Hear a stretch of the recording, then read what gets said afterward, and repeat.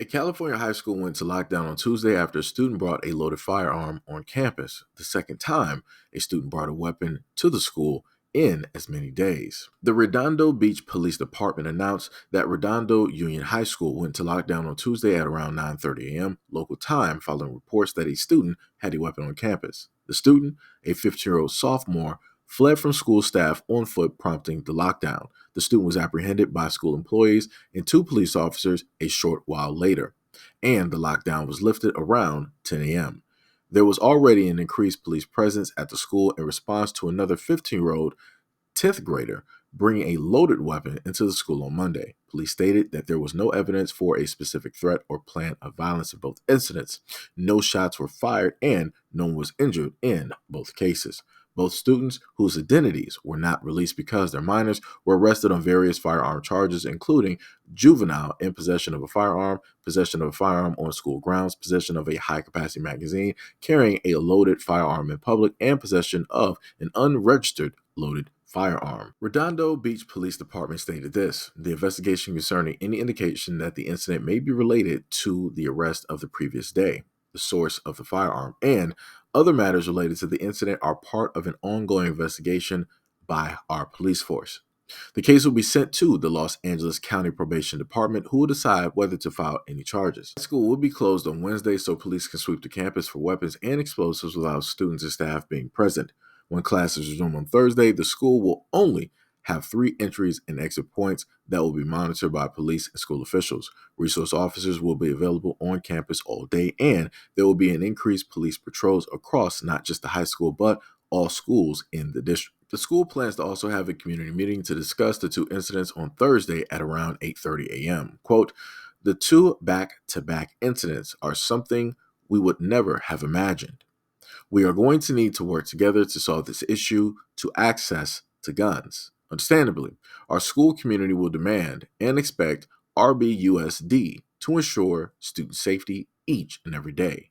Pointing fingers and placing blame is not the solution. So this is what it looks like, right? They said that, we really shouldn't try to, figure things out.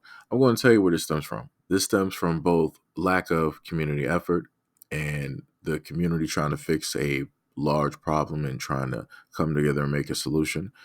This comes to the effect of the government enabling a lot of these things taking place, also along with the police as well. Because remember, if you don't have any crime, then the police don't really have a job, and neither can they actually go and try to get overtime and amass this huge amount of money, right? They can't do that anymore, right? So somebody has to know that there's a problem, see that there's a problem, and either come up with a solution or allow the problem because it is beneficial to one or more parties. And you are looking at one or more parties who this is specifically beneficial to.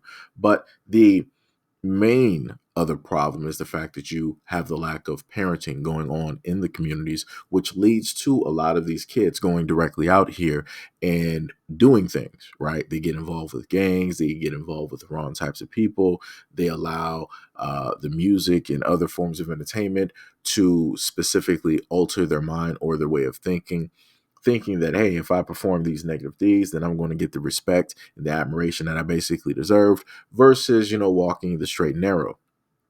And technically, to an extent, they are right. If they decide that they want to act out in a certain type of way, they are going to get a certain type of level of celebrity. They are going to start to instill a type of fear, right, into people. People are going to look at them a certain type of way. People aren't going to really try to, antagonize them, or people will change the way of which they talk directly to said person and or individual because of the actions that said person has, is, or did perform at a given point in time as they walk. So again, it's a multifaceted situation. And the number one solution to this is the parents. It's them being in their kids' lives.